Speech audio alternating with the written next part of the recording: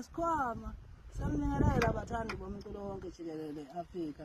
Ambingelela umculo waseMelika nani niyazi ikati lesigango, ikati likaMkhulu. Ngiyamthanda kakhulu umkhulu ngani lo mbingelelayo. Bafowethu useyizo lezo ndaba namanje sisehlana sisesigangeni namanje la sitholakala khona ngasonke isikhathi. Abathandi bomculo wonke jikelele Afrika ngiyabonga bafowethu, ngibonga kakhulu nabafowethu abanjengo okhuthuza ugovozile omthandela igcwame elisha ngokuthi bengangibuyeli phansi emsebenzini ngiwenzayo. Ibona abafowethu abangiqinisa idolo ikakhulukazi umthandela igcwame elisha. Uyena umuntu ongiqinisa idolo obekade ngitshele ukuthi noma ngabe kunene ndoda uyithembe kuyo yonke into oyenzayo. Ngiyabonga kakhulu kanti nangendlela nje engakhele ngayo vela ngikaze ngaba yikhotha ngokusukela ngisafika emculweni. So ngibonga kakhulu kubafowethu abalibelokhu kube nami nabafowethu abalokhu benza ama-video ngengoma zethu kanjalo nabafowethu abalokhu beposte ngathi kuzona zonke izindawo. Ngibonga kakhulu umkhulu ngani unithanda kakhulu ikati liyanithanda nje kakhulu bafowethu. Mhla ka-4 kusesenjalo siyafinyelela lapho kuGanjeni Music Festival oyokusuphongolo encane. Bafowethu bangacacisa nje ukuthi angiqashwanga kodwa ke siyaya siyosupport umfowethu ngoba nami ngisho ngamandla ami ukuthi ngiya ngaliphi. So bafowethu ngiyanithanda nje kakhulu, ngixolisa kakhulu nabafowethu mangabe silokhu senza ama-video bethuka sebephazamiseka kuyona yonke into esiyenzayo.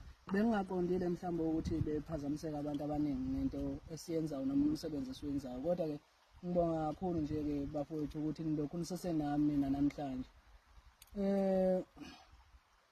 Ngibonga ngiphezi kakhulu bafowethu kodwa kunento engiphethe kabuhlungu eyenzakalayo empilweni yami.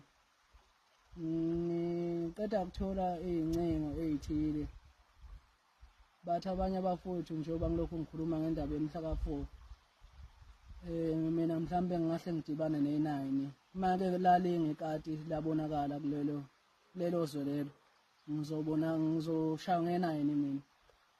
Lokho akungithusi neze neze kodwa-ke sekukaningi kakhulu ngithola amakholi alawo magama lowo.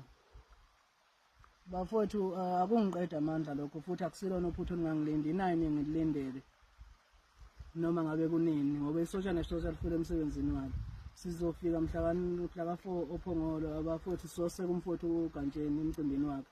Abantu abanje abathandi bomculo wesintu kakhulu balikhonza kakhulu ikati, so kuyobathokozisa ukuthi belibone lidlala ngalelana ngalelana.